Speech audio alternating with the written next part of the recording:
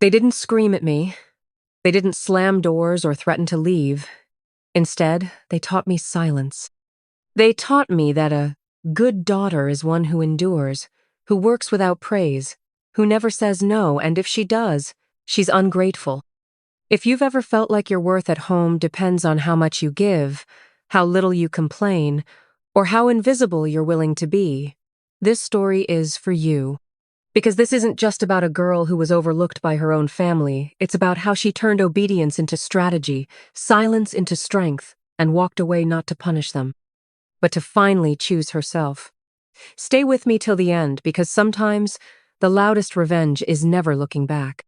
My name is Jenna Harris. I grew up in a quiet suburb in Connecticut, in a house with white shutters, a perfect lawn, and neighbors who smiled politely but never looked too closely. From the outside, everything about our home looked fine, peaceful even, but inside, I was the system that kept it all running, and no one noticed. I wasn't born into chaos. I was born into order.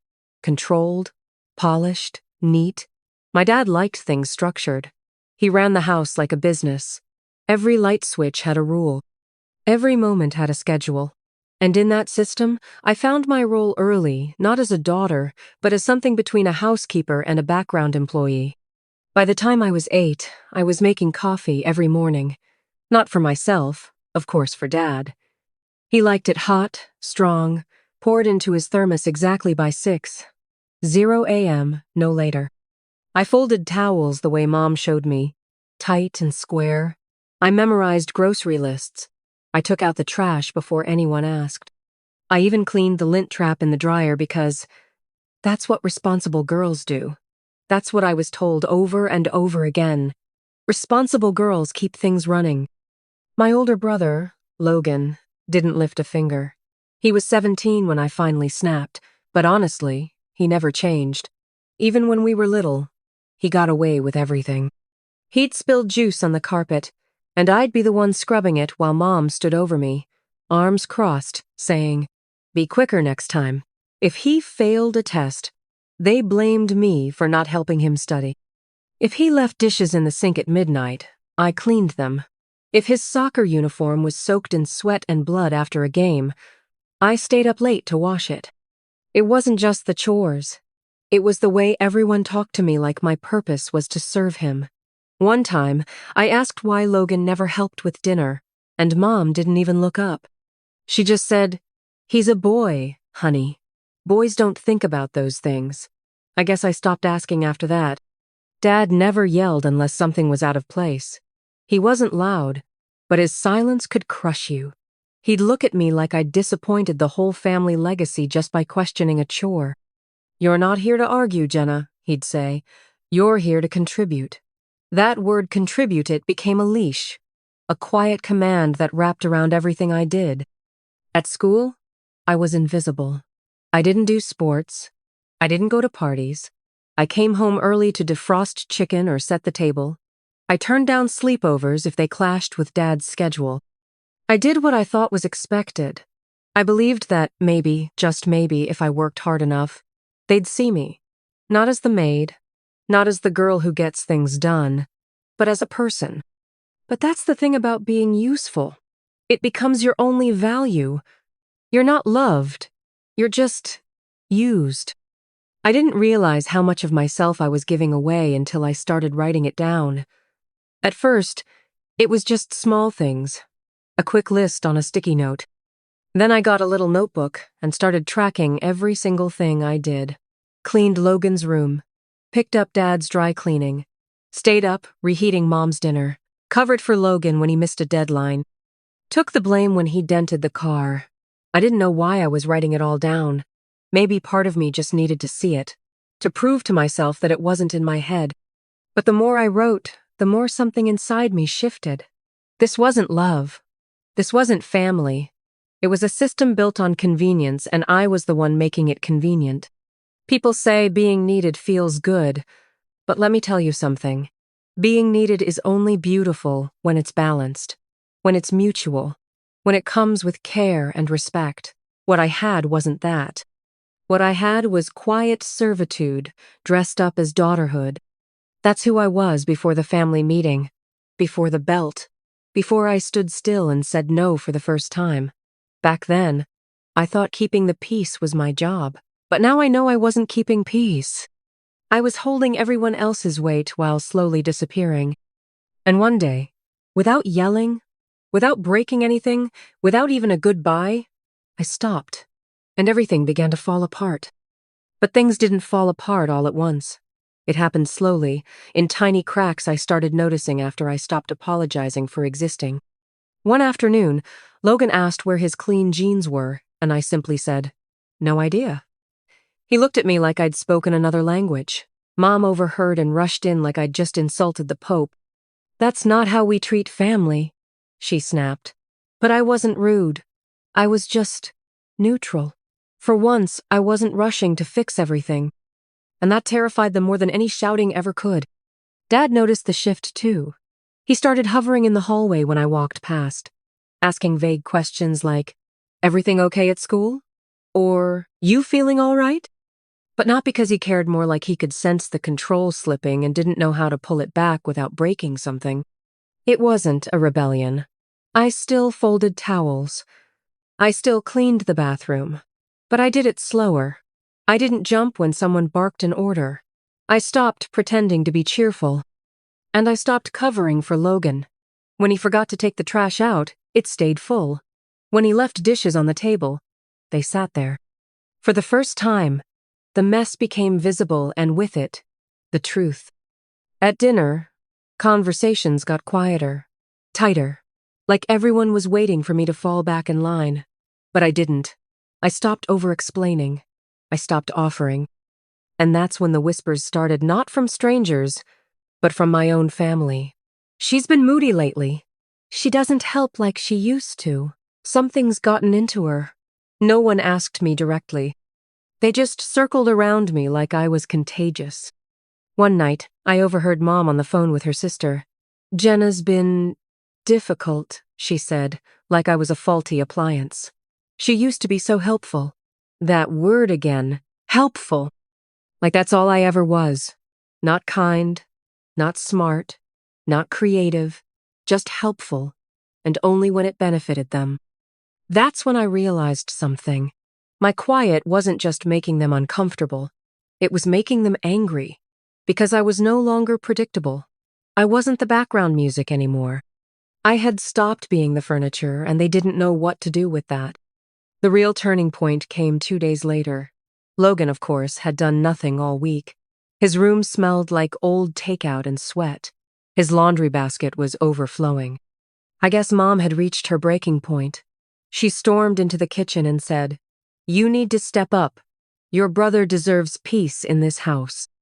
I didn't say anything at first. I just looked at her. And in that silence, I saw something I hadn't noticed before: fear. She wasn't asking me to help. She was begging me to reset the system, to go back to the way things were. Because without me playing my role, everything else was starting to tilt. "He's a boy," she added, as if that explained everything. "He doesn't handle stress the same way. Be a little more understanding." I almost laughed. Not because it was funny, but because it was so familiar, that same old script, that same tired excuse. But I didn't argue. I didn't yell. I just said, calmly, "I'm not doing his laundry." She stared at me, stunned. No one had ever refused like that. Not in this house. And that's when I knew the balance had finally shifted. Not because I had yelled louder, but because I had stopped whispering. The silence after that moment didn't feel peaceful. It felt heavy, like the air had changed and everyone was pretending it hadn't. Mom didn't say anything else. She just turned away and started chopping vegetables harder than necessary.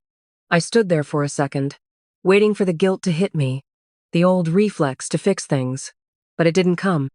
What came instead was a strange sense of calm, like I'd just survived something I couldn't name. Later that night, I heard them talking behind the closed door of their bedroom. I couldn't make out every word, but I caught enough. "She's not herself. This attitude won't last. She'll come around." I remember thinking, no, I won't, because for the first time in my life, I was starting to feel like myself. Not the version they molded, but the version I hadn't had space to become. Things didn't explode. They cracked. Quietly. Slowly. The next morning, no one said good morning. Logan didn't even glance up from his phone. Mom slid my plate across the table like I was a stranger. Dad read the newspaper like he always did, but I noticed his grip was tighter. I didn't try to force a smile. I didn't offer to pack Logan's lunch. I just ate my eggs and left. At school, I started staying late on purpose. Not because I had clubs I didn't, but because I liked the way the empty hallways felt. I'd sit on a bench and read, or sometimes just walk around. It was quiet in a different way. Not heavy, not loaded, just mine. That's when I met Melissa. She was in my chemistry class, always doodling on her notes. One day, she asked if I wanted to work on the project together. I said yes, mostly because it meant not going straight home. We ended up spending 3 hours at the library, and not all of it was about chemistry. She talked about her family loud, chaotic, kind of messy but full of laughter. She asked about mine. I didn't say much, but she didn't press. We started meeting more often. She'd bring snacks. I'd bring highlighters. We'd sit under the big window and talk about things that had nothing to do with responsibilities. She didn't expect me to perform. She just let me exist. That felt new and safe. Back at home, the tension grew. Mom stopped assigning me tasks, but I could tell she was waiting for me to get tired, to give up and slip back into the old routine. But I didn't. I started saying no more often. Not loudly, just clearly. No, I'm not staying up to reheat dinner. No, I'm not covering for Logan's mess. No, I'm not available. Dad started treating me like a negotiation. If you help your mother, we can talk about letting you drive more. I smiled and said, I'm good walking. And that was the beginning of the end, not because I became a problem, but because I stopped being their solution. The night everything truly shifted. Mom tried one last time. She stood in my doorway and said, This isn't who you are. I looked up and replied, You're right. This is who I've always been. You just never saw it. She blinked, like she didn't know whether to be hurt or angry. Then she walked away. I stared at the ceiling that night and realized something I hadn't dared to believe before. I didn't owe them my exhaustion. I didn't owe them my silence. I had the right to exist without being useful. And once you realize that everything changes. The change didn't bring fireworks. There was no dramatic shouting match, no slammed doors, no final explosion. Just a slow, uncomfortable distance growing between me and the people I used to bend over backward for. I wasn't angry anymore. I wasn't even sad. I was just done. And being done came with a kind of peace I had never felt before. I started spending more time at Melissa's. Her house was always buzzing, her little sister doing cartwheels in the hallway, her dad burning toast while singing badly to 80s music, her mom yelling from the garage asking who took her charger. It was loud and messy and nothing like mine, and yet I felt more relaxed in that chaos than I ever did in my own quiet, spotless kitchen. No one expected me to prove anything there. Melissa's mom would hand me a plate of spaghetti without asking questions. Her dad would give me a fist bump just for showing up. I didn't feel invisible. I didn't feel like furniture. I just felt real. One night, as we sat on the back porch, Melissa looked at me and said, You're so calm all the time, but I feel like you've got a storm going on in there. I smiled because she was right. And for once, I didn't try to hide it. I said, I'm learning to let the storm be mine. Not anyone else's problem to fix, not anyone else's fault. She nodded like she understood without needing more words. At home, the gap between me and my family became permanent. They still functioned, sort of. Logan kept making a mess and somehow got away with it. Mom sighed louder, hoping I'd feel guilty. Dad pretended everything was fine, but I no longer carried their weight. I didn't remind anyone to do their chores. I didn't jump in to solve problems before they exploded. And slowly, I realized they were struggling without me. Not because they missed me as a person, but because they missed the version of me that made their lives easier. And that's when the guilt finally lifted. I stopped asking if I was being selfish. I stopped wondering if I owed them one more chance. Because love doesn't keep score. But it also doesn't demand sacrifice in silence. I had spent years giving pieces of myself away, hoping someone would notice. But in the end, I was the one who had to notice. I was the one who had to choose me. I started making small plans, applying to colleges out of state, secretly saving money from a part-time job I'd picked up at the local bookstore. I didn't announce anything. I didn't need their blessing. I just kept moving forward, one quiet step at a time. Freedom, it turns out, doesn't always look like running away. Sometimes it looks like walking calmly toward the life you've built in secret. On my 18th birthday, I came home to a dinner I didn't ask for. Balloons taped crookedly to the wall. A cake with my name spelled right. It felt strange, like they were trying to pull me back with sugar and small talk. But it was too late. I had already left in every way that mattered. When Mom handed me a small wrapped box, I took it politely. Inside was a keychain with my initials on it. She said, "For your future apartment, or wherever you end up." I looked at her and nodded. No tears, no thanks, just quiet understanding. Maybe she knew, maybe not. But I wasn't staying to explain. Later that night, I packed a bag. Not everything, just the things that felt like mine. My notebook, my favorite sweatshirt, the books I read when the house felt too heavy. I didn't leave a note. I didn't make a speech. I just walked out calm, steady, and free. Not because they changed, but because I finally did. The first night on my own was quiet in a new way. I stayed at Melissa's for a while, just a mattress on the floor, a backpack by the wall, and the window cracked open to let in the summer air. I lay there listening to the hum of the ceiling fan and the occasional bark from the neighbor's dog. And for the first time, I didn't feel like I had to be anywhere else. No one was waiting for me to do the dishes. No one was tracking my tone. I wasn't being watched, measured, or judged. I was just me. Melissa never asked for the full story. She didn't need it. She just made space. She taught me how to make scrambled eggs properly. She let me use her mom's shampoo. She helped me figure out the bus schedule. It wasn't glamorous or dramatic. It was ordinary. But in those quiet, ordinary moments, I found pieces of myself I didn't know were missing. I got a job at the bookstore full-time and started saving more seriously. My shifts were long, but I liked the way people's faces lit up when they found the book they didn't even know they were looking for. I liked restocking the shelves and knowing where everything belonged. There was something peaceful about small things being in order, a feeling I never had at home, even though everything was always spotless there. Sometimes, when things were slow at the shop, I'd sit behind the counter and write. Letters I'd never send, thoughts I didn't say out loud. I wrote about anger, but also about softness. About how healing doesn't always feel like fire, sometimes it feels like moss, quiet and steady. I started thinking maybe that was what I wanted to be. Not loud, not bitter, just sure, solid in myself. Eventually, I got a studio apartment. It was tiny, just one window and a sink that dripped if you didn't twist the handle just right, but it was mine. I put up string lights and a calendar and made a list of things I wanted to learn: how to fix a leaky faucet, how to make real soup, how to stop saying sorry when I wasn't wrong. Each week, I crossed off something small. I still get texts from home sometimes, mostly short. "Hope you're okay. Logan got into college. Grandma says hi." I don't ignore them, but I don't rush to reply either. I've learned that I don't have to open every door just because someone knocks. Some messages don't need answers, they just need boundaries. I'm not angry at them anymore, but I also don't miss them the way I thought I would.